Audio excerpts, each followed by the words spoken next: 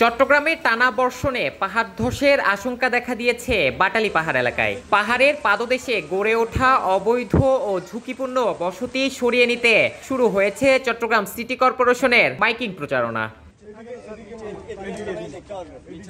চসিক mayor Shahadat Hossain সরেজমিনে পরিদর্শন করেছেন বাটালি পাহাড় এলাকা। এ সময় তিনি স্থানীয়দের দ্রুত নিরাপদ স্থানে সরে যাওয়ার আহ্বান জানান।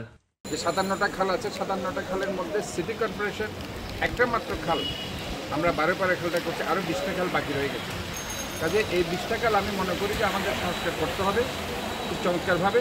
পাশাপাশি সিডিএর যে 34টা খাল আছে, 36টা খাল, ওই 36টা খালের মধ্যে তারা 22টা খাল করেছে, আরও 14টা খাল বাকি রয়েছে। কাজে ওই 14টা খালও কিন্তু সংস্কার এখনো বাকি রয়েছে। বিশেষ করে এই এলাকার যে মূল সমস্যা হিজড়া খাল, যেটা আপনার কাবাসগোলা থেকে নিয়ে এই কাদালগঞ্জ পর্যন্ত যেটা বিস্তৃতি, এই হিজড়া খালের সংস্কারটা কমপ্লিট হলে এবং এই নালাগুলো কাজগুলো হলে এবং রাস্তাটা একটু উঁচু হলে আমি মনে করি ইনশাল্লাহ এই এলাকার যে প্রবলেমটা সেটা সলভ হবে। অন্যদিকে অতিবৃষ্টির কারণে নগরীর কাতালগঞ্জ, পাঁচলাইশ, চকবাজার সহ নিচু এলাকাগুলোতে দেখা দিয়েছে তীব্র জলাবদ্ধতা। বিশেষ করে কাতালগঞ্জ এলাকায় বসতবাড়ি, দোকানপাট পানিতে তলিয়ে গেছে।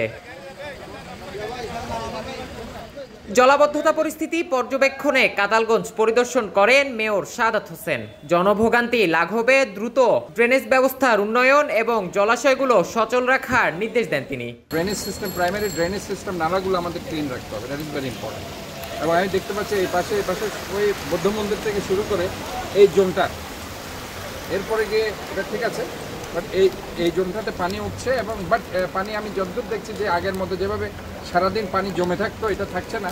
এটা 1.5-2 ঘন্টা বৃষ্টি বন্ধ হওয়ার পরে পানিটা চলে যাচ্ছে।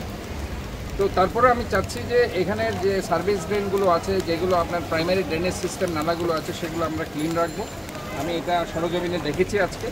তো এটা আমি আমার যে প্যানেল এক্সপার্ট আছে তারাও আসবে, এসে এই কাজটা আমরা দ্রুত শুরু করব। আর এই জায়গাটা একটু নিচু আছে, রাস্তাটাকেও আমাদের একটু উঁচু করতে হবে।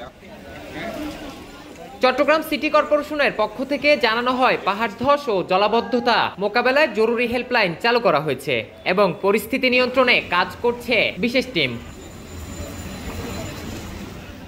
চট্টগ্রামে পাহাড় ধস ও জলাবদ্ধতা প্রতিরোধে কতটা কার্যকর হয় এসব উদ্যোগ তা সময়ই বলে দেবে।